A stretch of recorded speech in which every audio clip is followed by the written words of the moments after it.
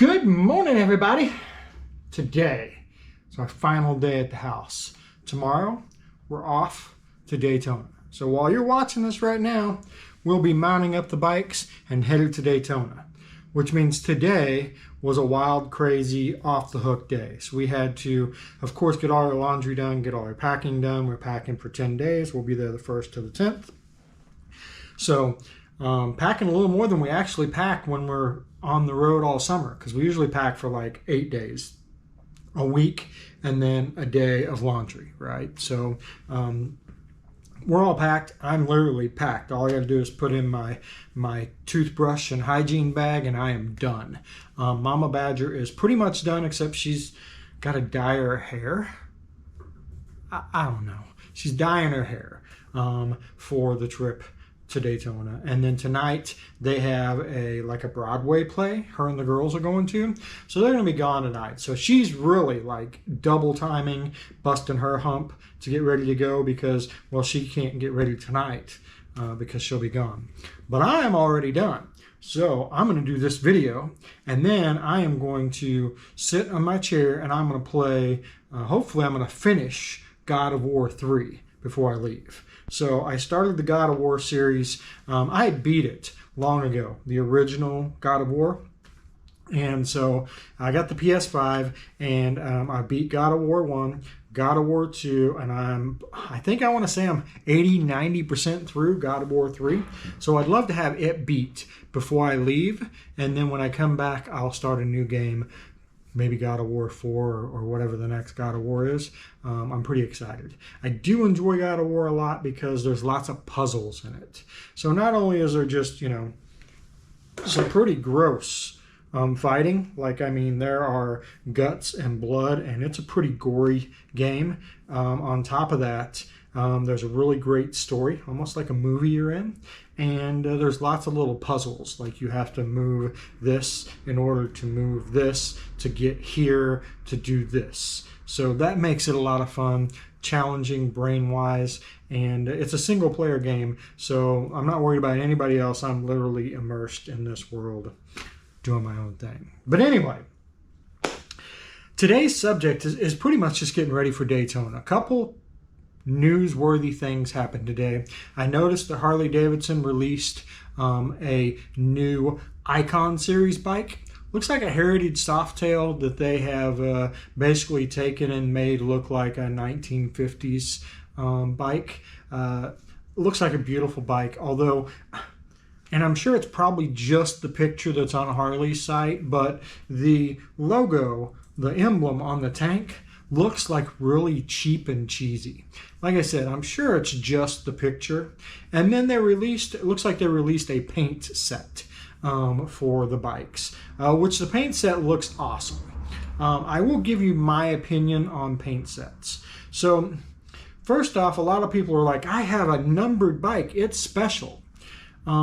Guys, the paint set is numbered. Your bike has the same frame, same motor, same paint job as all the other bikes. So the bike isn't really special. You can take that paint set and you can move it from bike to bike to bike to bike. And the paint set is what is numbered and what they charge you for. Just putting that out there. CVOs are a different world, but those are just paint sets. So they're not actually a numbered bike, they're a numbered paint set. My opinion on paint sets is if you're going to spend a couple $1,000s on a paint set, why would you not just take your tins to a really good painter, have him paint it, and now you have a one-off, fully custom paint job. So now your paint set is one of one, not one of 200, one of one. So you have a unique paint set that nobody else has. It looks different than every other bike in the parking lot. I mean, if paint is that important to you, why buy the one from Harley if you can just have, a one of one? Just my opinion. There's nothing wrong with the Harley paint. Harley makes some awesome paint. Their CVO paint jobs, I think, are phenomenal. At least the old ones where they were creative. I won't get into the new ones where they seem boring to me, just me personally. Anyway, the point is, they released some paint sets. Those look beautiful, and they released this Icon bike, which is basically a heritage softail with just a different scheme to it. They did what is it, Highway King, Road King last year. That was a beautiful bike. In fact, one of my friends, RJ, got one, and they were beautiful bikes. So, you know, if it's something you're into, you like the old style with the new technology, those Icon bikes look pretty freaking sweet. So I think that would be an awesome purchase for you. My next little piece of information. So like 3 days ago, let me rewind that. Last year at Daytona Bike Week, we were parked in a parking lot and we were headed in to eat.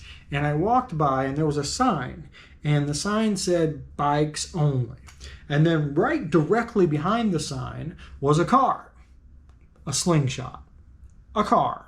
And so I saw it, and it was just like so ironic that they were sitting behind this sign. And I don't know if somebody put the sign there because they were mad they parked there. I don't know. I wasn't there for that. I just know when I walked up, the sign was sitting there in front of the car, and I did an 18-second video that said, look at this sign, then look at the car, and tell me what doesn't fit, what doesn't belong here, something like that. I don't remember my exact words.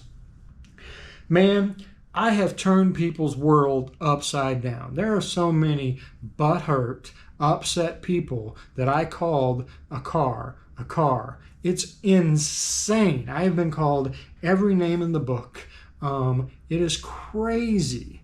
And the funny part is, like, not only did I call it a car because I feel it is a car, I mean, steering wheel, bucket seats, seat belts, doors, a roof, car motor. I mean, the list goes on. It's way closer to a car than it is a motorcycle. I come to find out after doing a little research that the only state in the entire country that you have to have a motorcycle endorsement to actually drive one is Massachusetts. So not only does it act, walk, talk, squawk like a car, you now only need an automobile license to drive it. How is that not a car? I'll wait. It's a car, guys. But anyway, you would think I kicked their cats and beat up their grandma, as upset as they are for me calling it a car. Unfreaking believable. For me, a motorcycle has handlebars. It has, you straddle it to ride it. You know, it's a freaking motorcycle. You know what a motorcycle is? I should not have to explain this.